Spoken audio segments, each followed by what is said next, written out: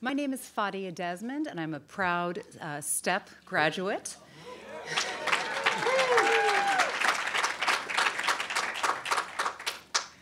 I am also the chair of the GSE's Alumni Excellence in Education Award Committee. And I've served in that role since 2014 and have had the enormous joy of working with a group of very dedicated alumni volunteers who I've gotten to know very closely, also with a dedicated group of staff and faculty from the GSE. Together in our work on the committee, we've learned about hundreds and hundreds of exceptional alums who have all come from the Graduate School of Education here at Stanford. Before Dean Schwartz gets our program started, I have a video I'd like to share with you that was made for the GSE Centennial Year. Thank you all for being with us for the next hour, and I do hope you enjoy the evening. Every time I watch a fine teacher teach, I feel the same way I do when I watch a great violinist perform. I can't understand how in the world they pull that off. Teaching is a highly complex and very engaging job, and there's never really a moment when you're teaching when you're not sort of really trying to manage 10 complex tasks at once. That's what good teachers do. Good teaching looks seamless, but the work underneath the surface is intense, and it's ongoing, and it's unending. Subtract 2, subtract 2. Learning is such a basic human need that humans evolved to be teachers. Education is one of the great hopes for being able to move people. To me, that's fundamentally what education's about. It sort of couples to every societal issue you can think about. We live in a society where education is probably the key to the American dream. There's this thought that you can come here, work hard, go to school. You see how the go to school part's always in that equation, like it's always part of it. I think of myself as a teacher, first and foremost. So I've always felt the most important part of any role I've had, whether it's provost or dean, the most important part of that role has to been a teacher. Coming in, I never thought it'd be in education. I was like, oh, kids, that sounds terrible. The ways I saw adults in like school settings interact with kids was always like, be quiet, kind of trying to keep them in control. Once it like clicked in that it's not about control, but about freedom instead. They think in amazing ways when you let them. That intellectual challenge of bringing the curriculum to the children is a set of puzzles every single day.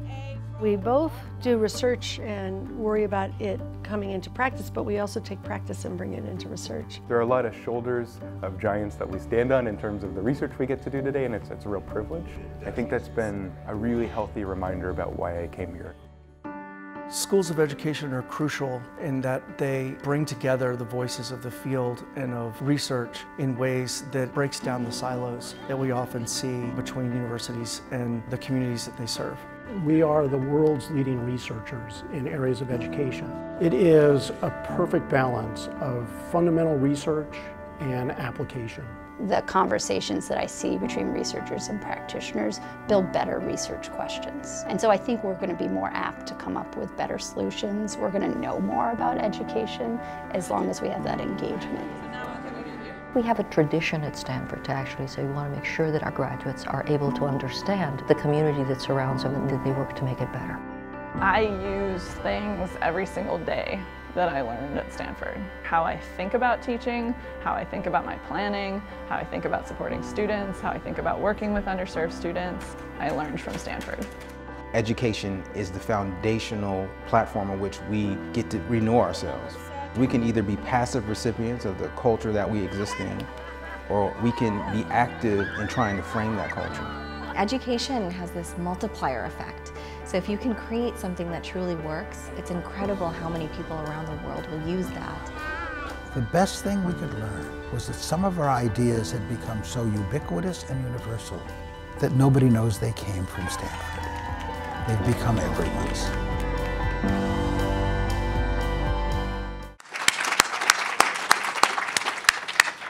That's awesome. I'm always touched. So thank you, Fadia. Good afternoon. Welcome to our third annual event for Alumni Excellence in Education. My name is Dan Schwartz. I am the Dean of the Graduate School of Education. No.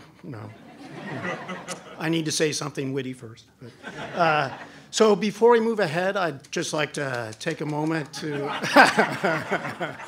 It's going to be a very long night. I would like to take a serious moment to express our concern for our friends to the north in the fire, and it hangs in the air around us. We're celebrating our 100th anniversary. The logo is everywhere. The Stanford Board of Trustees made us into a school to complement the law school and the business school. They recognize that education needs a school, not a department, because it's so multifaceted, and it needs responsibilities that go beyond what departments do. One of the great things about the Centennial is there are a lot of events. There's a tremendous number of events, and each one has their different character. This is by far my favorite event, and I'm going to see if I can explain why. So there's an event that's called the Kickoff, the Dean's Kickoff, and it's on top of this building. And the whole school, staff, faculty, students come to this event. And I think the primary emotion, if I'm allowed to call this emotion, is being convivial, right? From now on, convivial is an emotion.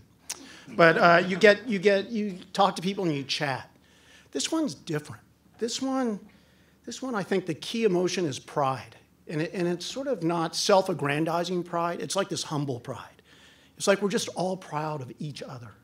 And there are very rare events where everybody in the room is happy for one another. And this is the one where we're all pleased at what we have done, what other people have done, how we've contributed to it. So this is rare. And so I'm very excited about these events. And the second thing it does, which I think is very important, is it points out the significance of our alumni. So, as I move on in my career, as I retire from dean, like 10 minutes from now, I'm going to look back, and my impact is not going to be my research studies. My impact is the students that I produced and that go out in the world and have this multiplier effect. They're the things I remember.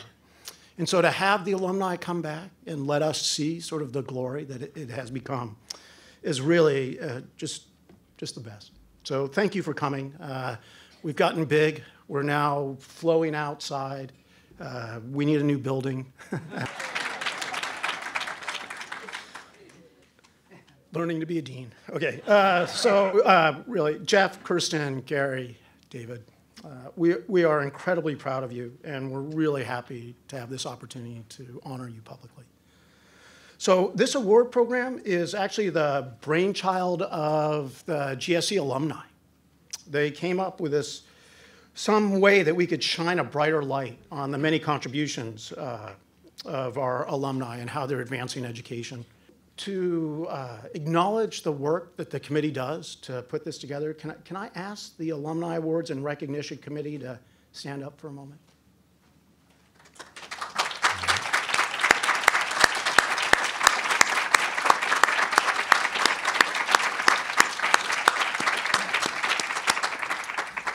Rachel Lotan has decided that she is a lifetime member of that committee. She told me today. So this award serves as an opportunity for the rest of the university to take pride in our accomplishments at the GSE and what we do through teaching and learning.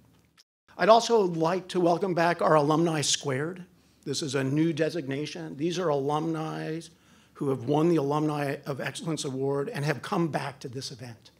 So they're not just alumni, they're Alumni Squared. And so that's Helen Kim, who's the vice principal of Eastside College Preparatory, and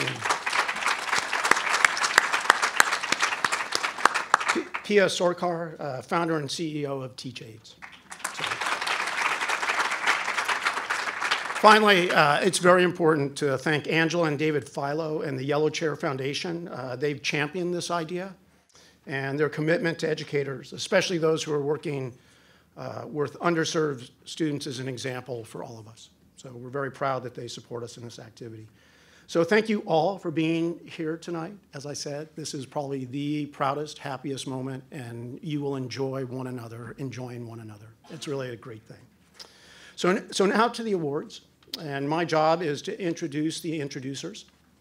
So let me start with Jean Lithcott, who's going to introduce Kirsten Milks. Kirsten is not able to be here because of the fires, but we'll still get to hear from her through the magic of modern technology. So Jeannie Lithcott taught 20 years in high school before working on her PhD and becoming an associate professor at Teachers College. And then she came to Stanford, and she works with our science STEP cohort. So STEP is the teacher education program. And she met Kirsten in the spring of 2009 at an open house at STEP. And at that time, Kirsten was just about to finish her PhD in biochemistry. And she wanted to come up and talk to Jeannie. Jeannie wanted to talk to her about cell mechanisms, and Kirsten wanted to talk about high school teaching as a career choice. And evidently, the thing that Jeannie noticed was that, unlike most people, Kirsten wasn't saying, how do you handle those kids? That was not her focus. Her focus was, I really want to teach these kids.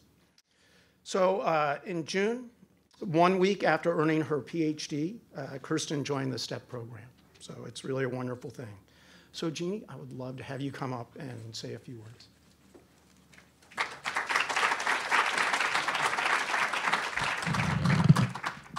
Thank you, Dean. I'm sad that Kirsten is unable to be present physically with us under these our dangerously smoke-filled skies. Taking her physician's final advice yesterday, she left the airport for home, but she'll be with us on video. Now let me joyfully introduce Dr. Kirsten Milks to you. STEP graduate of 2010, biology teacher and scholar extraordinaire. Professional knowledge of teaching comes in two very different kinds. The context-independent understandings about effective teaching coming mostly from university-based research, and the most context-dependent understandings one can imagine. The person, the period of the day, last night at home, absent friends, the prom, the day's science content, and so forth. The context dependency of practice calls on more than understandings from a practitioner to ethics, courage, compassion, optimism, often not about what to do, but about how to be. Kirsten's powerful contributions to both these knowledge bases is what happens when both science and human beings, students and teachers, are fully respected and embraced in their processes of becoming. Newcomers to teaching fret a lot about losing control. This isn't an issue for Kirsten. She doesn't seek to exert control. Power sharing is her way of being. It fully expresses her respect. She doesn't tell students science. She invites them to engage in brilliantly designed classroom tasks toward building some science understandings together.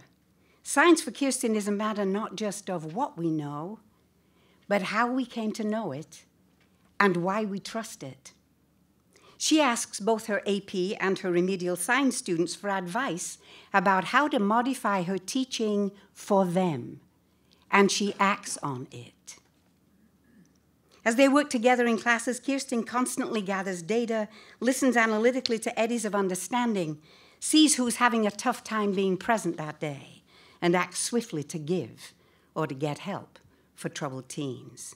She finds the diamonds in the rough that schooling has hidden. It doesn't do to tell folks you respect them. They know it, or not, by who you are with them, and it changes everything. Incredibly, the post-STEP years for Kirsten have included so much more. The lack of respect for teachers in these United States is legendary, K through 16 and beyond. But Kirsten's ways of being have led to enormously productive work with other teachers as they raise their own practice, and so the whole profession is rising. Ever a scholar, she writes like Hamilton every second she's alive, determined to rise up. She makes her brilliant tasks freely available and her thoughts about teaching widely disseminated. She works alongside Indiana University scientists, seeking to better understand themselves as teachers in their own context. Co-editor-in-chief of the journal Kaleidoscope, the Knowles Foundation's journal, Kirsten is leading its evolution, to the excitement and appreciation of the board, to become a venue for teachers' own reflective teacher-centric writing. Active in professional organizations, she lives the belief that teachers are the agents of education change with full respect. She might even have entered the toughest arena of all, raising respect for and the lowly status of university teacher education programs. This graduate of ours is truly changing the world. Thank you. Right at the end of STEP, Jeannie sent each of her steppies a card. Mine was a Charlie Harper print of an otter and its young. I'm not sure anymore what Jeannie even wrote, because I immediately framed it, and it hangs in a place I can see from nearly every spot in my classroom. That image serves as a talisman for what I started to learn at STEP from Jeannie and others: how to win hearts and minds, how to challenge them with rigor and compassion, and how to work collaboratively to create change. Most importantly, it's a reminder to be authentic with myself, my colleagues, and my students. Teaching is much, much more challenging than I ever would have anticipated. And I mean challenging in the literal sense. The work raises basic, difficult questions about who you are in the world and what you believe. When I think about all of my current answers to those questions, STEP is where they start. And it's not where they stopped. Reflecting on my time in the Graduate School of Education has taught me that the interactions we have with students can be life-changing down the road, even if we don't realize it at the time. Jeannie and I have rarely talked about my teaching over the last few years, but she's always in my ear, helping me make connections with students and providing them the feedback they need to develop their thinking and skills. And my students tell me a parallel phenomenon of time-spanning mentorship is starting in my own science classes, which means there's an echo of Jeannie in many of the students at my own school. Teaching is, truly, the slowest of the performing arts, and perhaps the most powerful. My card from Jeannie reminds me that every day matters, that every student matters, and that each of us holds the strength to help shape the world into a more just and beautiful place. You know, if you think about your own life, you hold talismans too, whether they're objects as real as my otter card or those that have been lost to time or something ephemeral. But those talismans connect us to the people who help shape us. Stanford gave me Jeannie and her card, and Rachel Lotan's cheerleading phone calls, and Ira Litt's juggling parties, and countless other touchstones from my time with my cohort and in my classrooms. I am very humbled to accept this award on behalf of my own teachers, most particularly for my students, and the ways that we make the world together, bit by bit, even after they leave my classroom. Thank you. So Jeannie, I don't know what you're doing with your career now, but if you need a radio show. That was amazing. That was really, and Kirsten as well, although I'm afraid she can't hear us. So in addition to being an alumni event, it's evidently a emeritus event, because we're bringing back some of our most accomplished faculty to introduce our alumni. And our first is Linda Darling-Hammond. Linda doesn't need much of an introduction at all. So I'll introduce how she got to know Jeff. And so Linda, like many scholars, was one of the first to envision the possibility that you could have a school like EPAA that lifts children in difficult circumstances and gets them, ultimately, very many of them prepared and into college. And so she got to know Jeff when she was hired as the founding vice principal of EPAA, or when he was hired, sorry. And although I wouldn't be surprised if you took that role too, Linda. You do everything, so it might be. So Jeff was a leader from the beginning in the design of the curriculum, the exhibition and portfolios, and the habits of mind that guided everything that he and the school did. And Linda worked with him again as he began the journey to help Hillsdale redesign itself to better serve all students. And this was substantially based on the design that they had put together at EPAA. And so they have been colleagues ever since. And so Linda, perhaps, is the best person to introduce Jeff.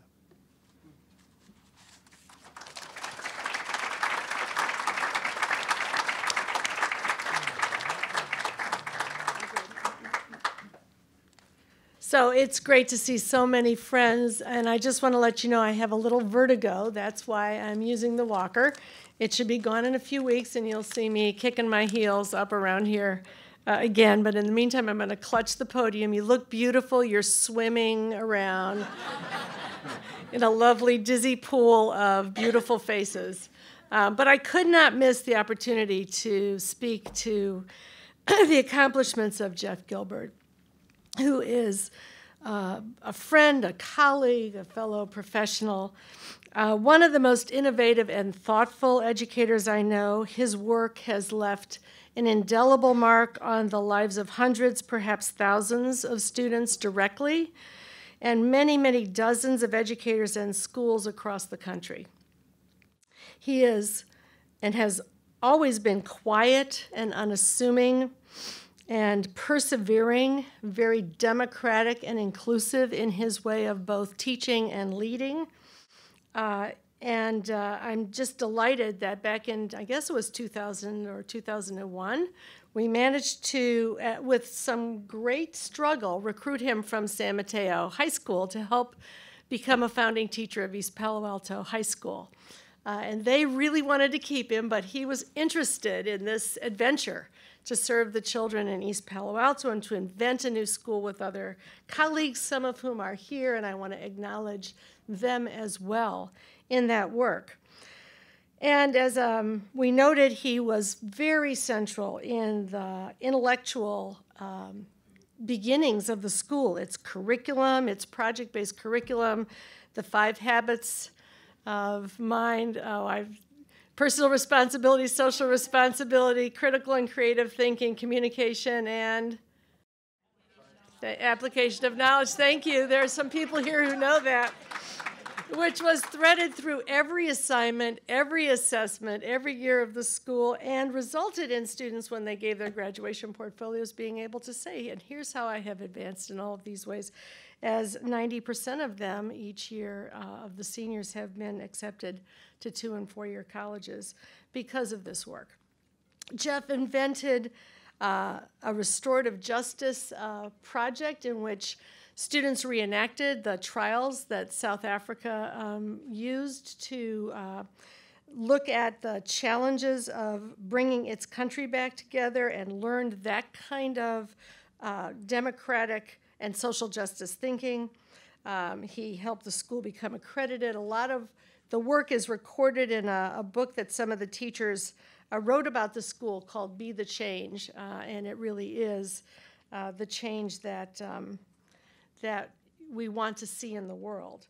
But San Mateo did not give up. So after 4 years, after the first graduating class, they were ready and tried to recruit Jeff back to Hillsdale. They succeeded because he wanted to carry those ideas into that comprehensive high school, a much harder place to do the work, as many of us know.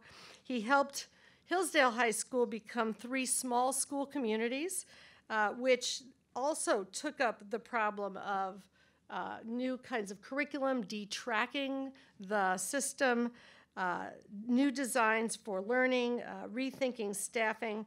The school had been really one of the less desirable schools in the San Mateo district for students to choose. It was not gaining in the choice lotteries at that time, and then became, with stronger outcomes, more equitable outcomes, closing of the achievement gap, a more socially and emotionally supportive environment, one of the most popular high schools, not only in that district, but now on the U.S. News and World Report, 100 best high schools list every year. And there are field trips hosted by folks here at Stanford to Hillsdale every year so that other educators can come and learn how this work was done. Many people in education will say, certain things can't be done. They're very hard. For example, changing diverse comprehensive high schools into small learning communities. eliminating tracking among students in those schools, doing all of that with union support, keeping it going over time. Jeff has done all of that and more. He will say it was not him. It was the work of the team, and he will be right. But Jeff provided the ongoing commitment, the vision, the skill. And finally, I just want to note this work has really strengthened our work at Stanford, because Hillsdale became one of the Stanford professional development schools. One of the other things that Jeannie and I and Rachel and others worked on to create places where student teachers can learn to teach in the ways that we want them to learn to teach, supported by the work in the program. And Hillsdale's probably one of the best examples of a learning community, not only for the teachers who are there, but for the student teachers who in large numbers go there every year.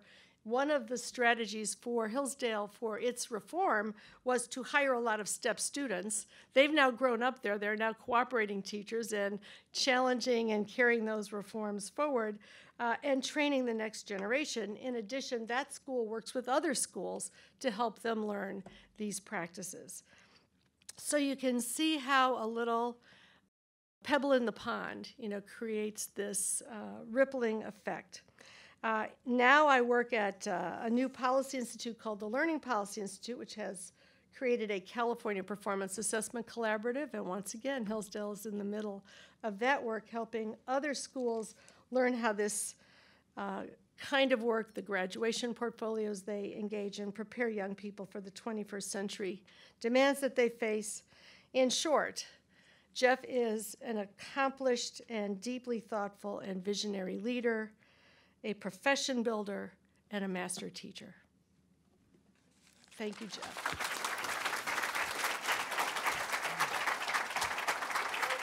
Thank you so much. I really appreciate it.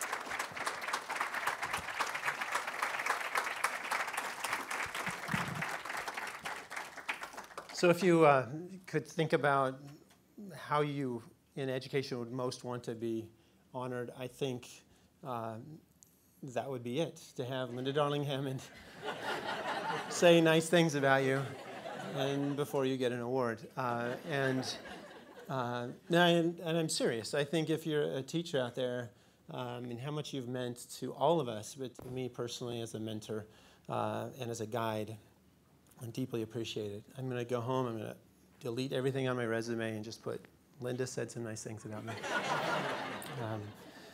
So I'm a principal in high school, and if you don't know what that means, the ceremony started at 6 o'clock. At 5:53, my phone rang. It was my daughter who's at volleyball practice at Hillsdale High School, and she said, "Dad, there's a mouse in the gym. Could you come down and take care of it?" And being the good principal I am, I found our two deans, Sandy and Brad, and said, "Go take care of that mouse."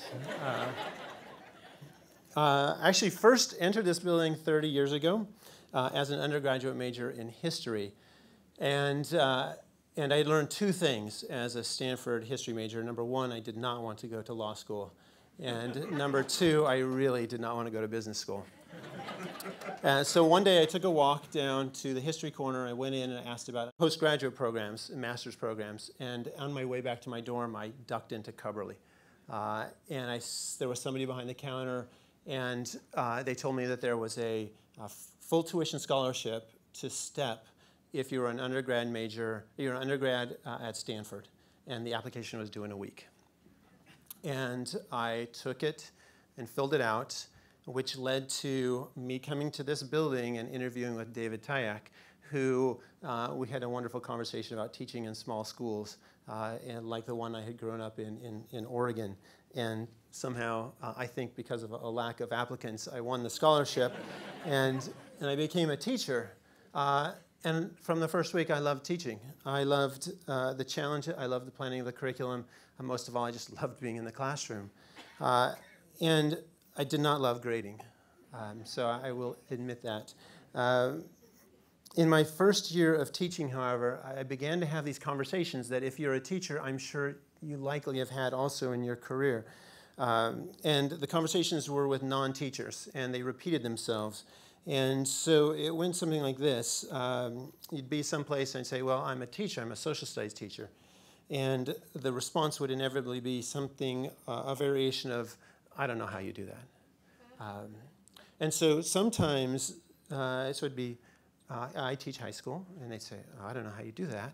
And then a couple of different variations on that. One was the sort of pitying one, which was, oh, that is so nice. What they mean by saying that is, you must have not gotten very good grades in college. Or, sorry the tech world didn't work out for you, and you had to go back to teaching. You also got the wow response, which would be, I really can't believe you spend time with teenagers. And at first, I didn't know how to respond. I mean, am I supposed to be embarrassed about being a teacher? And so over the last 28 years, I've come to my answer. And so if somebody said to me now, I don't know how you do that, I would say, I don't know how you don't do that.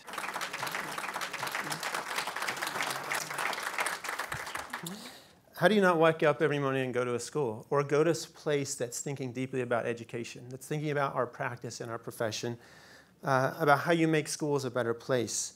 How do you not teach? At graduation this last year, an advisee of mine, Maybelline Hernandez, I'll get emotional here, gave me a hug and told me, you came into my heart.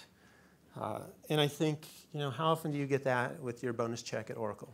You don't get that. So not only have I had the opportunity to teach, I have been associated with 3 amazing institutions over the last 21 years, East Palo Alto High School, Hillsdale High School, and Stanford School of Education, places that have helped me to get vastly better at my job. And when we started East Palo Alto, I remember Linda saying, we're not just starting a school here, we are here to change the way education is done in California. And we have to do that, and that idea stayed with me because we have to think about beyond our classroom and beyond our school to how we reshape education, because the way we're doing it now is not good enough. And I've worked in schools and people who are constantly pushing me and pushing the boundaries of how we do education. Many of these people in this room deserve this award, certainly as much as I do. I have had the opportunity to work with Linda and Rachel and these giants in education who are able to shift paradigms and the way we do education. But for most of us, although we are deeply indebted to you and think about you all the time, shining your light out there and giving us a sense for where we can go, many of us show up every day and just do it a little bit at a time, sort of day by day, chipping away at the work, finding small ways to support students, to change schools, to coach teachers, which brings me back to David Tyack, who interviewed me 30 years ago and helped open the door to my career. And Professor Tyack, along with my STEP advisor, Larry Cuban, wrote a book entitled Tinkering Toward Utopia, which is an analysis of school reform in the United States over time. And when I was young, when I was 22, I wanted to change the world, and the thought that I would have to do that slowly, that would have been hard for me. That was hard for me. I still want to change the world, but now I'm okay being a tinkerer. I'm even proud of that. And I think the greatest impact that the School of Education has had for me has allowed me to be very selfish, which means I get to go to school every day, and I get to be with kids, and I get to be with teachers. But because I was here and because of my education at STEP and my ongoing connections with this place, and because of the work of so many people in this room, whether I know you or not, I feel able to change the world a little bit at a time in my work, but in much greater ways together as a group. This place is a powerful community. It means so much to me to be a part of this, to be part of this group. And so I want to thank the School of Education, and I thank all of you for the work. And I hope that we all take pride in being in education and take pride in tinkering toward a better tomorrow, bringing whatever we have in whatever way we can to this collective task. And I hope we also remember to enjoy being with our students. For some time, I struggled with that question of how can you teach? But I've never doubted that in choosing this career, I've never doubted the why of doing this, and that is because every child who walks through our doors deserves a great education. So thank you for this. It's an honor that is beyond me. It's incredibly humbling, but I do appreciate it deeply, and it's a treasure to be part of this community. Thank you.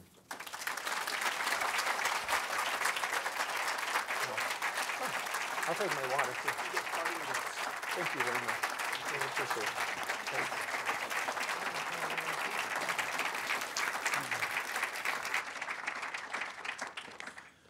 Jeff, I so want to work for you. Oh my God. That's really good. Now it is my honor to welcome Deputy Consul General Shoichi Nagayoshi from the Consulate General of Japan in San Francisco, and Dr. David Grossman, Adjunct Senior Fellow at the East-West Center in Honolulu, who are going to introduce Gary Mukai. Deputy Consul General Nagayoshi works closely with Gary to promote educational programs for young people that strengthen the bonds of understanding, goodwill, and friendship between Japan and the United States. We're delighted to welcome him to Stanford University. Dr. David Grossman, a Stanford International Development Education Center alum, is the founding director of the Stanford Program on International and Cross-Cultural Education, also known as SPICE. David met Gary as his academic advisor in the SciDec Master's Program. When Gary joined SPICE, he became a consultant and presenter for David's programs at the East-West Center in Hawaii, and their strong personal and professional relationship spans more than 30 years. So I would like to invite you.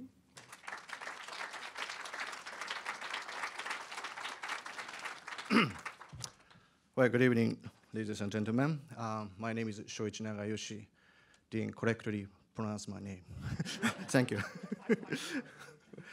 Well, thank you for introduction. And on behalf of the Consul General of Japan in San Francisco, I'm very pleased to join you this evening in honoring Dr. Gary Mukai as a recipient of the 2017 Alumni Excellence in Education Award. For my remarks here today, my colleague prepared a lot of materials, 5-6 page long papers on the Dr. Mukai's achievements, accomplishments over the last decades. And then I thought I'm ready for this event, but later on I was told that I'm supposed to make my remarks in 2 minutes. I thought it's almost impossible, but it seemed challenging, but I do my best. Well, Dr. Mukai has long greatly contributed to mutual understanding between Japan and the United States through education. As director of SPICE, he and his team have helped young American and Japanese students better understand each other, including promoting the study of Japan and East Asia in the K-12 school system. Also, he has given us invaluable assistance to successfully carry out the Japan Exchange Teaching Program, or JET program, for almost 30 years. Under this JET program, hundreds of young Americans are now sent every year to local communities in Japan as English teachers and as grassroots ambassadors. He is indeed an international educator, serving as a bridge between Japan and the United States, promoting cross-cultural understanding. In recognition of his achievements, Dr. Mukai was awarded Japanese Foreign Minister's Commendation in 2007. Today's award is another testimony to his legacy. So I offer my best wishes for his continued success, and I look forward to his further contribution to US-Japan relations through education. Now I'd like to ask Dr. David Grossman to the podium. Thank you.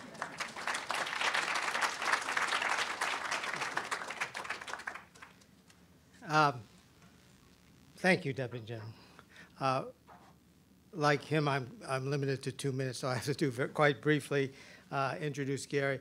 But one thing I'd like to say off the cuff is, as a graduate of Stanford School of Education, and I'll say this to the dean, one of the great advantages of the School of Education, it's not an isolated unit in the university, and there's a lot of cross-fertilization with the other schools of the university.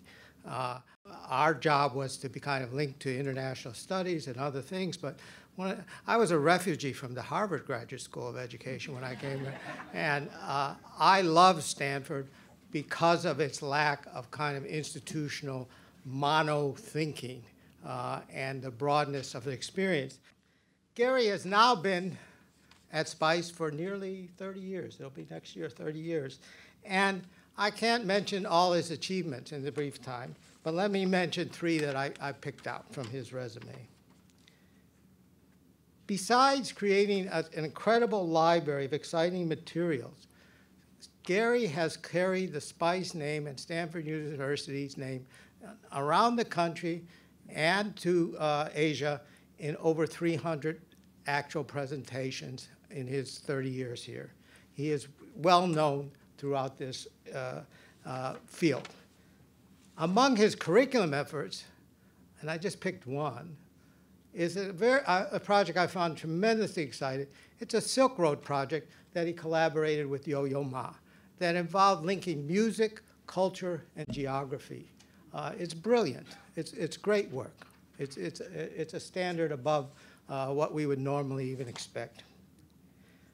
Finally, he's had to adjust to the new era of teaching and learning. He now offers courses online on China and Japan to high school students throughout the world. In conclusion, just let me say one thing about Gary as a speaker rather than as a curriculum development. People can be fooled by his kind of quiet and self-effacing demeanor. But I can tell you that in front of an audience of educators, and I've seen this on numerous occasions, he is spectacular in his ability to reach and transfix an audience. It is something worth seeing, and today you get to see it. Thank you. Thank you, David. Thank you very much.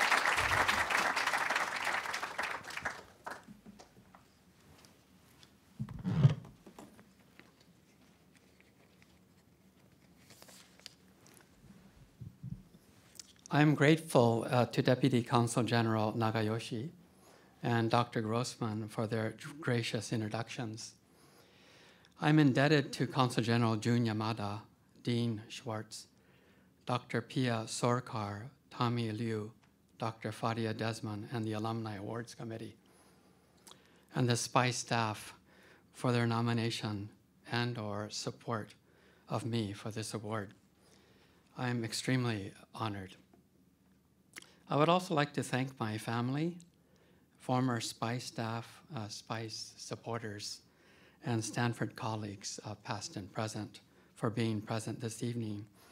In my 4-minute talk, I would like to address a talking point that was suggested to me by GSE. What do you now know that you wish you had known at the beginning of your career? I chose to focus on this primarily because I understand there are quite a few GSE students in the audience. I will share thoughts based on reflections of key moments in my life. So I grew up as a farm laborer in the 1950s and worked with braceros, Mexican immigrants who entered the United States under a federal program from 1942. I vividly recall wanting to be white and feeling more Mexican than Japanese. I love the braceros' homemade tortillas more than Japanese rice balls. Early in my teaching career, I wish that I had reflected more upon my identity and my challenges with my identity as a child, as I often worked with students who were struggling with their identities. I think that empathy is such an important quality in an effective teacher. Incidentally, the braceros have long been my role models for hard work. I recall how many more hole punches, one for each bucket of fruit picked, they had on their punch cards. In fall 1972, my first quarter at UC Berkeley, I took a course that was taught by Dr. Ronald Takaki. The lectures evolved into a book called A Different Mirror, A History of Multicultural America. And for the first time in my life, One of my teachers introduced topics related to my family's history, including Japanese American internment and the Restorative program. I wish that I had realized then what an influential teacher he would be in my life. My first teaching job was in Japan in 1977. I recall Japanese high school students, mostly girls, who thought that someone like Paul Newman was coming to teach them. And their profound disappointment when I arrived. A transformative moment in my life occurred when I went to my ancestral hometown, Hiroshima, for the first time. I had relatives who fought and died on both sides of the Pacific. It was my first personal understanding of the interdependence of the United States with other countries. And I've tried my best to not advocate specific perspectives on controversial events through my work. Early in my career, this wasn't easy, especially when the controversial events were so deeply personal to me. I left Japan in 1980 to pursue graduate studies with SciDec. My professors, including Dr. Grossman, Dr. Martin Carnoy, Dr. Weiler who's here, was on sabbatical that year. They challenged my extant assumptions on topics like US-Japan relations, or US relations with other countries. And after graduation, I became a public school teacher. And the importance that SciDec placed upon diverse perspectives and interdependence and interdisciplinary teaching became a priority in my teaching and eventually in my work at SPICE from 1988. My SPICE colleagues develop engaging online courses for students, creative curriculum projects, and stimulating teacher professional development programs. To help facilitate this, I feel that the staff needs to be in an engaging, creative, and stimulating learning environment themselves. And I strive to create this. Importantly, I am indebted to SPICE supporters like Amanda Minami Chow and Jean Mu, who are unwavering in their support of SPICE's mission. Also, I have appreciated the encouragement that I've received from FSI directors, past and present. For example, Dr. Chip Blacker and Ambassador Michael McFall, to engage SPICE in collaborations with Stanford's 7 schools, including GSE, of course. In closing, I am grateful to the magnificent GSE staff for organizing one of the most meaningful days of my life. And I close with a special note of gratitude to David and Angela Philo for their vision and generosity. Thank you.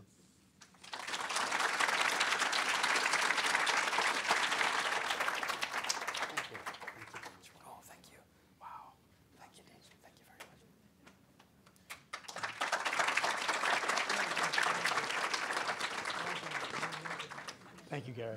I appreciate your clarity tremendously. So now we have a new award.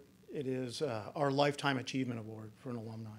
And this is going to be given to David Berliner.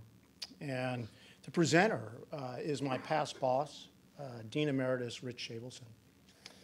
And so Rich and Dave, I think, met very early on in their careers. Or when David came here, met Rich early. I think they bonded pretty quickly. And so they ran, this is the story I've heard, that they ran multiple very well controlled studies, and they got these published. And then they decided to run a pretty large-scale randomized trial in San Jose. And what they discovered is that in the real world, students ignore the treatments you put them in because they're really targeting how to get the best grade on the test they're aiming for. And that swamped the treatment effects. So they've continued to collaborate over the past almost 50 years. So it's my great honor to invite you up, Rich, and introduce David.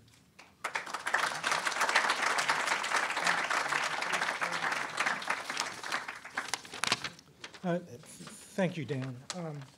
I've been given 20 minutes to introduce David, but I only have 2 minutes worth of things to say about him. So this will be rather short. I think I'll undercut my time period.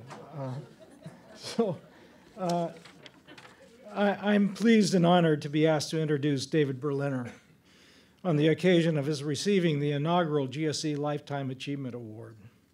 I can't think of a GSE alum more deserving of this award. He sets a high standard for the selection of future awardees. David is, in my estimation, the leading educational psychologist in the world. David is affectionately known to friends, colleagues, and family as the Godfather. The Oxford English Dictionary has 3 definitions of Godfather. Let's see how they fit David. The first definition is as follows, quote, a man who presents a child at baptism and promises to take responsibility for their religious education. If you know David, this is only loosely related to him as a description of the Godfather. Well, I can say there's a loose fit here. David is unlikely to present a child at baptism or take responsibility for religious education. But he is the godfather of my 2 girls, and he has taken interest in their well-being and their happiness, if not dealing with their religion. And he was the officiant at my older daughter's wedding. The second definition goes like this. A godfather is a man who is influential or pioneering in a movement or organization. This beautifully describes David's professional life and contributions. He's a pioneer in research on teaching, and he's a leading policy analyst who gives rise to visions and voices of the consequence of gender, income, and racial gaps in student learning, and the challenges and often a lack of understanding and of support confronting teachers in this country. He is a passionate advocate of equality and student classroom learning. And this leads me to the last definition of Godfather, and I quote, a person directing a criminal organization, especially a leader of the American mafia. There are some especially conservative-leaning politicians and pundits who believe that he is the liberal mafia leader. But one is known by one's enemies. One is also known by his friends, and he is the leader of a small mafia that includes Lee Shulman, Gary Fenstermacher, and me. We have, over the past 35 years, met to celebrate one another's major birthdays, to play together, and to celebrate life together. It is my great pleasure to present to you David C. Berliner, father, grandfather, godfather, friend, scholar, and humanitarian. David.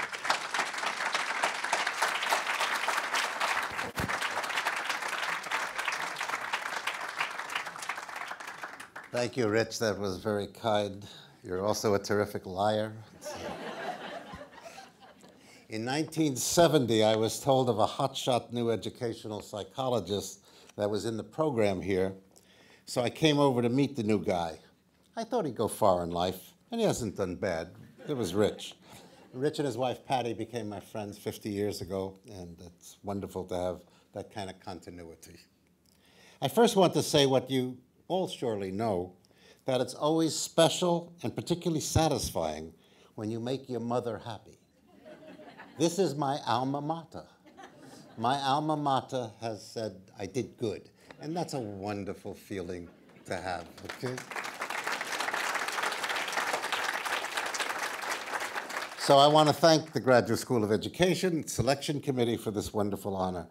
But I also want to say, after listening to the other 3 nominees or awardees, particularly the 2 who work in the schools, nothing compares to what they do day in and day out for America. And my career is wonderful. I'm proud of it, but I'm prouder still to be on the same podium with Kirsten and Jeff. So thank you. My thanks also go to the 3 nominators whose kind words were shared with me. That's Chris Faltis, a graduate here, the fine scholar of second language learning who could not be here tonight, and also to Frank Sobel and Hank Levin. Now, Frank's here. Frank and I met here in the fall of 1964. He was the TA for one of my first classes in the Graduate School of Education. I complained about him to the instructor, and we have been friends ever since. Hank Levin had a distinguished career here at Stanford and another at Teachers College. In August of 1968, on his very first day on campus, he wandered into the dean's office to announce his arrival. He was immediately thrown into a doctoral oral because one of the examiners was ill. I was the examinee. He passed me, in part, I think, because he hadn't a clue about what I had written. But because of those events, I have been proud to say I am Hank's first Stanford PhD, and we have been friends for 50 years. Thank you, Frank. Finally, I want to thank my family. My daughter Beth Ann is here tonight. She is an educational researcher with WestEd. Her brother Brett is a professor of French history at Morgan State University. Both have made me proud in so many ways, but among them is by following in the family business, going into education, and that makes me particularly proud. Finally, special thanks and debt of gratitude goes to my wife, my partner, friend, lover, editor, and co-author, Ursula Casanova, who's here. I met Ursula in Washington, D.C. in 1981. As Reagan's minions took over the offices in which she worked early in 1982, she quit, thinking that even I in Arizona might be better than Reagan's Washington. I hope she still thinks she made the right choice. Now, you all need to give thanks to the organizing committee of this celebration because they have given me only 5 minutes, and usually when I have a podium, I go 50. So the committee said, be brief. They asked me to talk about what I thought the School of Education did for my career, and I think I'll mention only 3 of them. First, I was remarkably well educated here, but also at California State University at Los Angeles, where I received my master's, and from UCLA, where I received my BA. At all 3 institutions, I had some outstanding professors. I thought about my pedigree the other night and counted among my teachers 8 presidents of the American Educational Research Association or the American Psychological Association. What these individual scholars do, and what Stanford as an institution does, is not merely to teach a subject matter, but to communicate habits of mind that allow you to think about those subject matters. Textbooks and competent instructors can always teach a motivated student a subject matter. But those that achieve eminence in their fields, like so many of the Stanford faculty do, teach you what matters most about those subjects. That's a whole different kind of thing. Second, I discovered the field of research on teaching here at Stanford. That field was just beginning to grow at the time I entered the program. I found the study of teaching both intellectually challenging and personally rewarding. At various times, I studied micro-teaching, teacher education, expert teachers, how teachers spend time in classrooms, how teachers are evaluated, and found it all to be terribly exciting work. Moreover, occasionally, once in a while, some of these studies actually influenced education, and that makes me proud. Third, my career was enormously helped by joining a network of Stanford faculty and graduates, our Stanford family. That gave me opportunities that graduates of other institutions don't always have. As a graduate student, Lee Cronbach, names from the past. Lee Cronbach asked me to be a research assistant on the first book that the National Academy of Education put out. N.L. Gage asked me to co-author a text with him. I met here and associated with names like Dick Snow, Rich Shavelson, Lee Shulman, Ralph Tyler, Elliot Eisner, Pat Suppies, Dick Atkinson, and others of prominence. And each of them teaches you something. A fellow graduate student, the late Dick Yeager, went to Washington as an intern in 1968. He calls me on a weekend and says, come on in, I have $18 million to spend this week. Let's have some fun. And we did, you know. Then we went on to help build the first assessments for the National Board of Professional Teaching Standards based on work that Shulman and Sam Weinberg and others had started here at Stanford. Association with the Graduate School of Education greatly privileges each of its students. I sometimes feel guilty about this, but I also am very grateful for the many professional and personal friendships fostered by this institution. This award also made me realize that my career is in the grand tradition of many of the Stanford faculty I have known over the years. Many of those professors don't really retire until they actually pass on, and And even then, we often discover a posthumous publication. I think they taught me that too. As I approach 80 years of age for my next birthday, I currently have 3 book chapters in press, a revise and resubmit from the Review of Ed Research, and a proposal into the Spencer Foundation, and I'm co-editing a special issue of Education Policy Analysis Archives. This is what they teach you, just keep at it, When you fade, but otherwise, stay with it. The Graduate School of Education provided me a great start to a career in which I got a chance to influence educational policy in the USA, just a little. And I've had so much fun working on very real and very serious problems of education.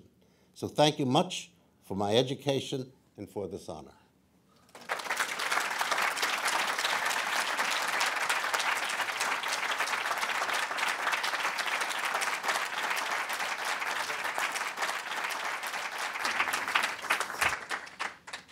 When you fade, you fade.